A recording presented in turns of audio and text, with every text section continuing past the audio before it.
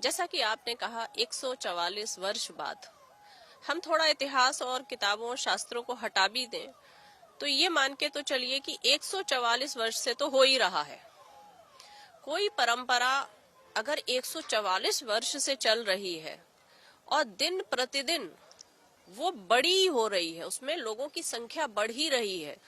कई सरकारें आई और चली गईं, कई लोग आए और चले गए, कई जीने के ढंग आए और चले गए, लेकिन कुंभ कुंभ ही रहा।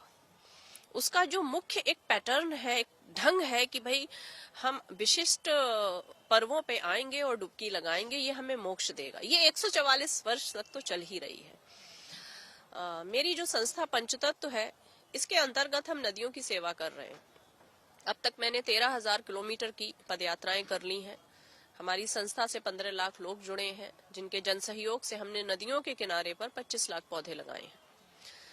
तो हम इसी दृष्टि से इस कुंभ में अपनी संस्था के लोगों के साथ आए हैं कि मेरा व्यक्तिगत जो मन है वो तो है यहाँ की आध्यात्मिक अनुभूति लेना, साधु संतों से मिलना।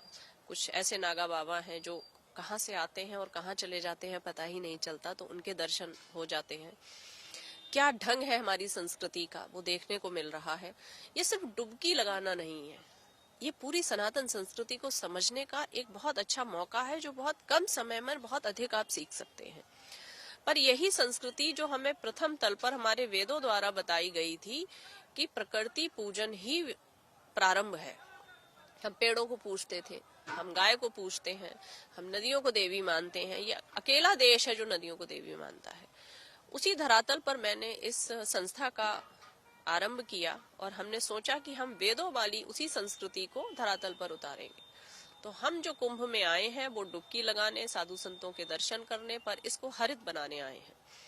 तो एक प्रकल्प है एक थैला एक थाली, जिसमें 100 से ऊपर की संस्थाएं जुड़ी हैं। और इस बार 6-8 महीने पहले हम लोगों ने ये निर्णय लिया था, जो एक ही वृत्ति की सोच रखते हैं, कि कोई एक स्लोगन और कोई एक कार्य हम ऐसा करें जिसमें संस्थाएं बटे नहीं। वो करीब 1000 संस्थाओं का एक ही ध्येय होना चाहिए, प्लास्टिक मुक्त कुंभ, हरित कुंभ। उसका स्लोगन हमने दिया एक थैला एक थाली।